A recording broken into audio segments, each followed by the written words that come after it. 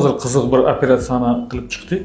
Operatsiyani ma'nosi shundan iboratki, bemorda kechasi to'satdan nafas siqishi, to'satdan nafas olishini qiyinlashishi, yurak urib ketishlari bilan murojaat qilgan. Bemor kardiologga tekshirilgan, kardiologda davolashini olgan, nafas siqishi bo'yicha pulmonolog ko'rigida bo'lgan va ko'pgina mutaxassislar nevrologiyaga borib tekshirilgan.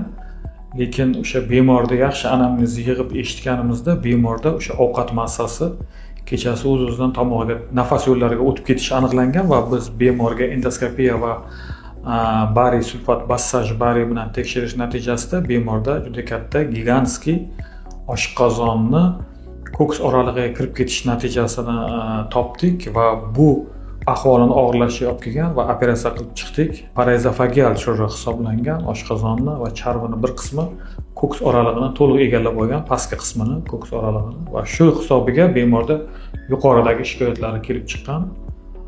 Umid qilamizki, xudo xolasa bemorning ahvoli yaxshi bo'ladi operatsiyadan keyin. O'sha ertaga turib yurib, ertadan o'sha odatiy ovqatlanishlarini boshlaydi. Biz xursandmiz bemorni yordam berganimizdan va kasalliklardan qutulgandan. Bemor ahvoli yaxshi bo'ladi. Bemor chet el fuqarosi, shuning uchun ko'p joylarda bo'lib bizni klinikamizni qidirib kelgan va bemor o'ylaymanki, shu yurtimizdan davoni topib ketadi. Rahmat.